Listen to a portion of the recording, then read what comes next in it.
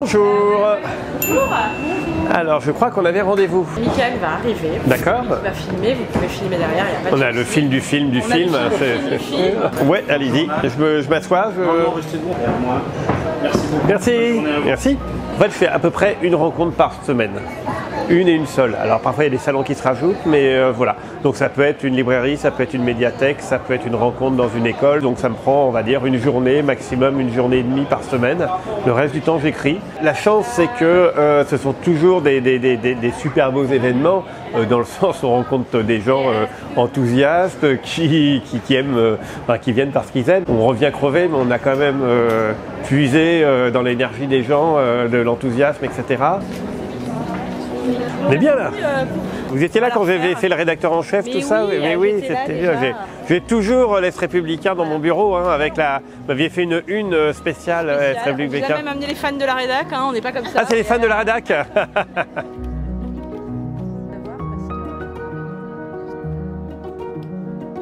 Je vais le mettre là en plus. Vous avez votre micro Parfait. perso qui reste avec vous? Non, non, c'est parce que du coup, il y a le reportage dans le reportage. J'ai l'impression que j'ai même plus besoin de vous présenter. Tout le monde vous connaît ici au Livre sur la Place. Vous faites partie des écrivains français qui vendaient le plus. Vous avez réussi à emmener des livres à peu près dans tous les foyers français. Merci. Merci, merci. Merci beaucoup. Bah non, mais merci beaucoup. Et donc, vous avez des livres alors? Vous n'avez pas osé? Bah non, je les ai tous dans ma bibliothèque. Ah, Alors voilà, c'est le dernier que j'ai lu, ouais. c'est pas le dernier qui est sorti, mais j'ai trouvé dans une boîte à livres et Ah je ouais. ne l'avais pas. Et vous l'avez lu déjà ou pas? Ouais. Elle est Super bien. ouais. Bah. Maintenant, Et à j'ai quel envie prénom d'aller alors? chez Stéphanie. Bah oui, il faut aller à Steven, c'est pas loin. Hein.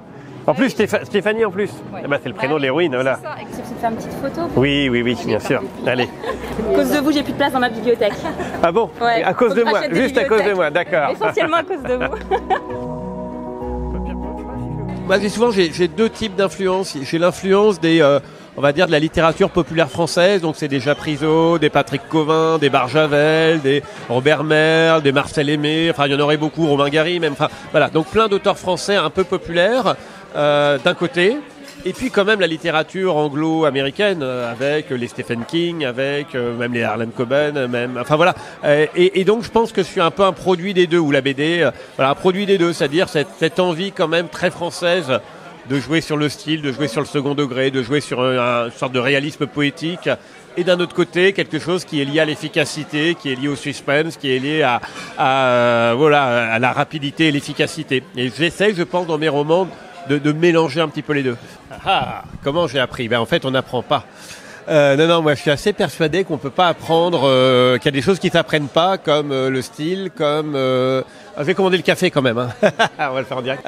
Donc non, je pense que le style ne s'apprend pas. Je pense que la façon de raconter une histoire ou l'envie de raconter des histoires ne s'apprend pas.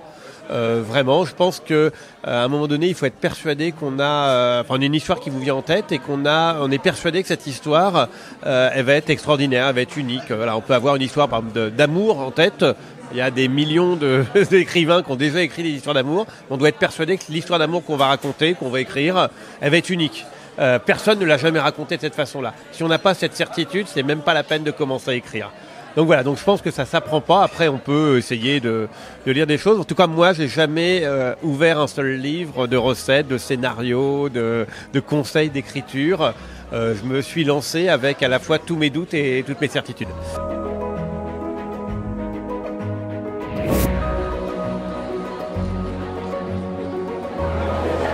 C'est ici. C'est ici, c'est ici. D'accord. Allez. Bonjour. Ça va? Bonjour. Allez. Ah. Bon. Mon stylo. Les gens attendent dehors, c'est ça? Au frais. Ils sont... Ah oui, d'accord. Bonjour. Ah oui, on les voit, d'accord.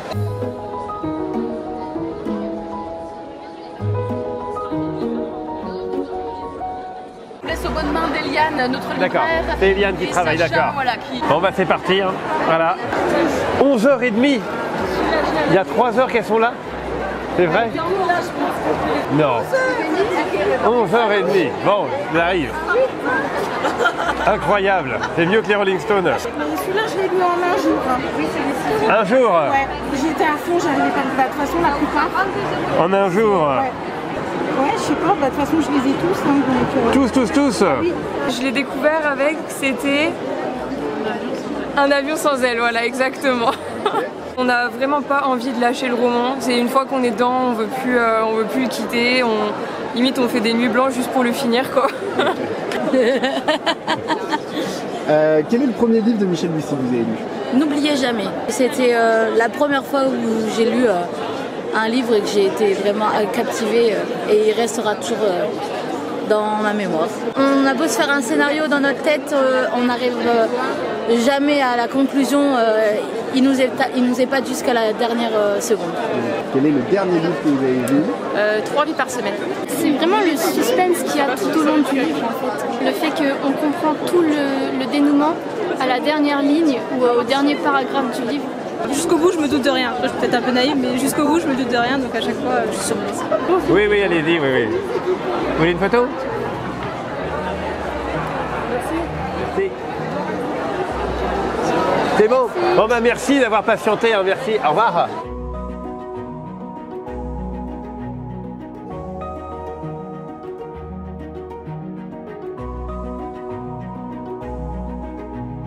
Magali, sans eux? Sans eux.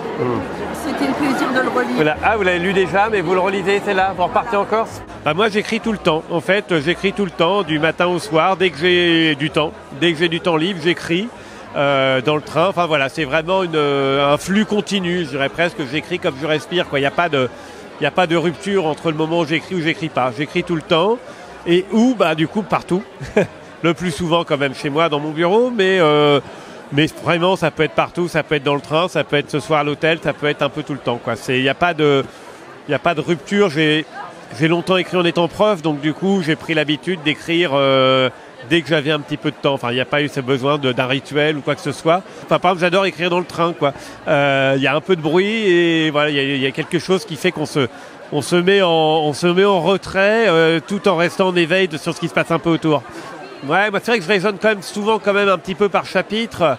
Et je dirais qu'un chapitre, c'est quand même un petit minimum de 3 heures pour l'écrire au brouillon. Donc c'est quand même un petit peu le tarif un peu minimal. Donc c'est vrai que quand c'est des phases plus courtes, type train et autres, c'est plutôt de la relecture, c'est plutôt mettre des idées au brouillon, etc.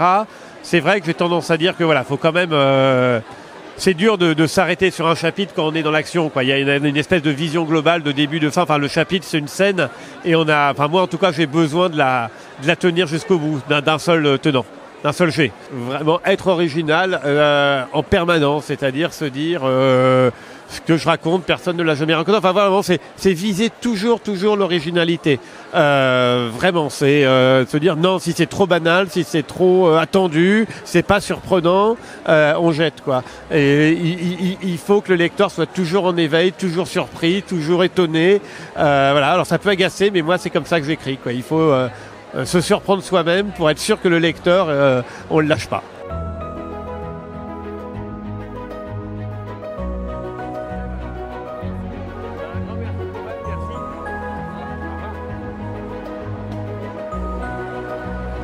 Vous preniez des notes comme ça? Oui, quand on attendait maintenant pour les lire, comme ça, c'est les moments... C'est quoi? C'est des moments particuliers ou c'est là où vous arrêtez? Des moments particuliers, des citations... Ah, c'est génial! Ah, c'est super! Je suis fier!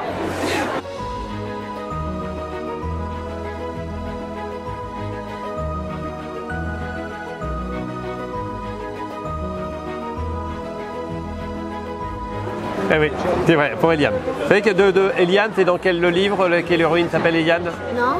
Vous savez pas dans quel livre célèbre l'héroïne s'appelle Eliane? Non. On la surnomme Elle en plus. Un avion sans aile?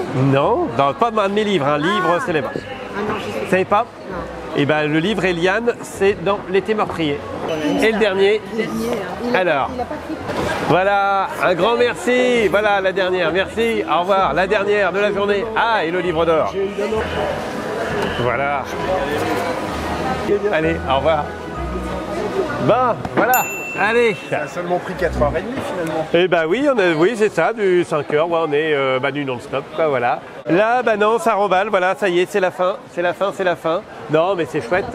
Oui, alors c'est vrai que là, je dirais au moins 1 sur 2, même plus sans doute, sont des gens que j'ai déjà vus à Nancy. On peut sortir et puis voilà. Et puis demain, moi, ça sera le CHU. En tout cas, merci de votre bonne humeur et de l'ambiance. Bah, j'ai dû rêver trop fort, qui est un livre qui est un petit peu plus un livre sentimental, une histoire d'amour.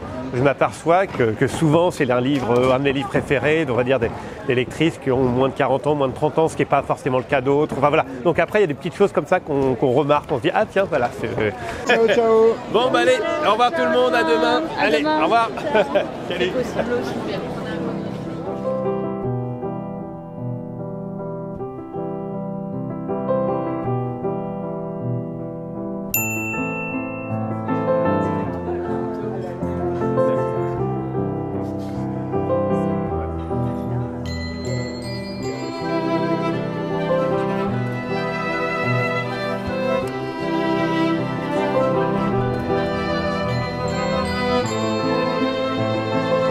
Et les séries télé, pour vous, c'est quoi? C'est une menace pour les écrivains ou c'est plutôt une source d'inspiration?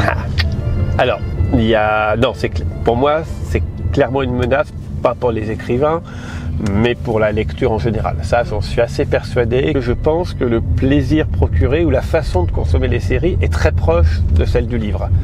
C'est-à-dire, en gros, une série qui va faire 10 épisodes. C'est un peu 10 heures d'un livre, un gros livre, d'un bon livre. Il y a la même addiction, il y a le même fait de dire on a hâte de voir la suite, on va le retrouver le soir dans son lit. Enfin, donc il y a quelque chose qui se rapproche beaucoup de la lecture. Et je connais effectivement des grandes lectrices qui ont basculé petit à petit vers les séries. Alors l'avantage, c'est quand même qu'il y a pas mal de séries qui sont inspirées des romans, mais pas toutes, et voilà. Alors ce que je me dis heureusement, c'est que la créativité sera toujours du côté des livres. C'est-à-dire, imaginons un ado qui est accro à des séries, et si c'est un petit génie de l'imaginaire, etc., il va pas pouvoir créer sa propre série à 20 ans, ou à 21 ans. Donc qu'est-ce qu'il va faire? Il va écrire un livre qui sera un livre génial, qui deviendra peut-être une série, mais je pense que la créativité, elle sera toujours du côté des livres parce que c'est le moyen le plus simple. Par contre, bah oui, le livre va devoir se bagarrer pour garder les lecteurs, les lectrices. Oui, ce travail très spécifique du cerveau quand on lit, c'est vrai que si on le perd, on perd une partie de notre intelligence, de notre capacité de projection d'image, etc. Ça c'est certain. À tout à l'heure. Ouais, je reprends mon sac quand même. Allez. Bonjour, bonjour, bonjour. Allez. Enchanté, bonjour. De l'étranger, souvent on regarde les Français, quand on est en Angleterre, on dit ah ouais mais vous en français, tous les Français veulent devenir écrivains, voilà, nous en Angleterre ils rêvent tous de devenir chanteurs de rock, en France tous les adolescents veulent devenir écrivains, etc. On leur dit oui c'est vrai, c'est vraiment voilà. Mais voilà, quand même on garde l'image quand même d'un pays de lecture, d'un pays du livre.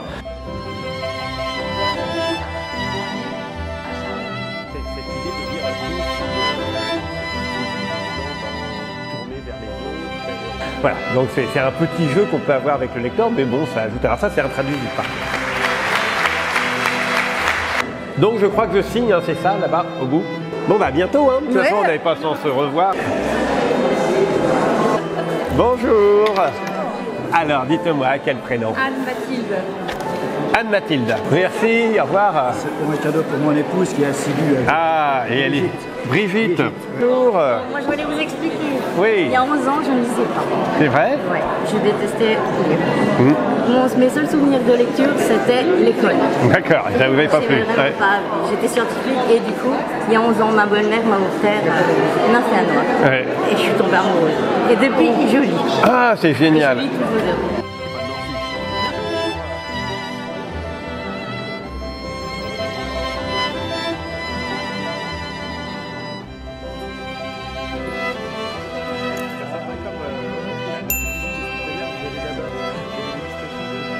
Bonjour, je suis Michel, voilà.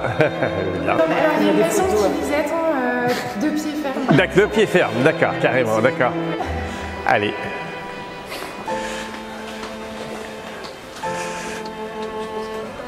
Vous dire que j'ai lu tous vos romans, c'est pas original, mais c'est vrai, j'ai lu tous vos livres. C'est vrai. Et j'ai fait envoyer mon mari hier courir chercher le dernier, que je n'ai pas lu, mais que j'ai dévoré. Et à tel point que maintenant j'ai envie d'aller à Charleville-Mézières. D'accord. Et si je peux vous poser une question. Oui. Je voulais savoir si c'était le géographe qui prenait la main sur l'écrivain pour poser le décor dans vos romans, ou voilà. Parce que vous nous avez emmenés en Normandie, au Pays Basque, en Auvergne, en Corse, en Auvergne, ou plus loin, dans le Jura, puis aux Marquises et tout ça. Et donc voilà, est-ce que c'est votre cœur de métier de géographe qui vous amène à planter le décor ou pas? Ah, je pense quand même, ouais. Oui, il ne faut plus le temps pour écrire qu'un vin, il faut que pour le consommer. Mais bon, mais je plaide coupable parce qu'on écrit aussi pour que les gens, voilà, c'est comme un cuisinier qui, voilà, si on dévore plus, mais il espère qu'on déguste, mais d'un autre côté, il écrit aussi pour qu'on ait quand même envie de l'appétit, quoi. Voilà, c'est quand même le but. Hein. Non, bah, c'est bien, je viens. Non. Bah, merci Nicole. Allez, à bientôt. Alors, à quelque part dans l'Est. Alors, merci.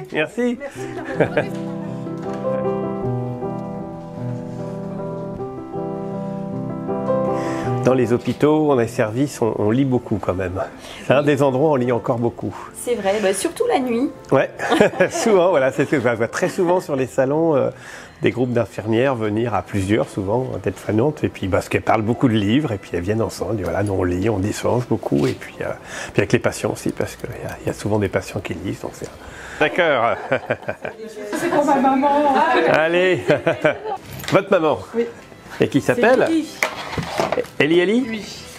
Bah oui, complètement. Alors, c'est pour ma meilleure amie qui s'appelle Jeanne Elsa. Il y a une occasion particulière ou pas? Son anniversaire dans quelques jours. Je pense qu'elle sera heureuse des surprises de ce cadeau.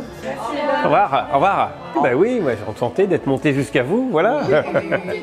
Mais bon, le personnel lit beaucoup, voilà. Il lit pas mal, beaucoup, et beaucoup de choses. Voilà, bon bah voilà, super. Bon bah bonne lecture aussi, alors merci, au revoir, bah, bonne continuation. Et celui-ci c'est moi. Ah, chacun le vôtre. Voilà, chacun le nôtre. Donc elle avait lu le livre de poche, puis après, et elle a découvert la bande dessinée. Moi je suis plus BD. Ah c'est super, et vous l'avez déjà lu ou pas encore? Ah oui, tout à fait, on les a lus tous les deux. Et en même temps, vous l'avez doublé, vous avez été beaucoup plus rapide. Ah oui, ça va plus vite à lire la BD que... Tout à fait. Bonjour. Mais bien sûr, allez-y. Attendez, parce qu'il y a le soleil. Voilà, on est bien là. Vous voyez pas cette lumière? Merci. Super, merci beaucoup. Allez. Une dernière. Merci. Impeccable. Et puis le petit mot. Une petite griffe, ouais. Merci beaucoup. Au revoir. Et ben moi j'ai une méthode qui est assez particulière en fait. Je pense pas qu'il y ait tant d'écrivains qui bossent comme ça.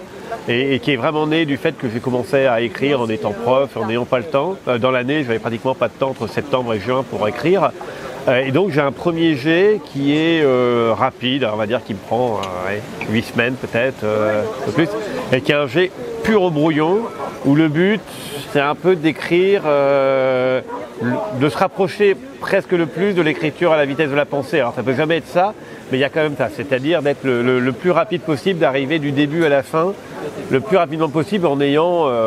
à peu près le bon nombre de signes, mais on sait qu'il n'y a pas un mot qui va rester, mais j'ai la structure, j'ai les éléments de dialogue, enfin voilà. Et c'est un truc qui est, par exemple, après, illisible par personne d'autre que moi, et qui est truffé de points d'interrogation, ou de parenthèses marquées description, marquées à vérifier, marquées entre parenthèses à reprendre. Enfin voilà, toute la partie description saute à ce moment-là, quoi. J'ai pas envie de m'enquiquiner en me disant voilà, il faut que je vérifie. Toute la partie documentaire elle saute. Enfin voilà, donc c'est vraiment un premier jet qui est là pour pour poser les personnages, pour savoir, voir comment ils vont évoluer.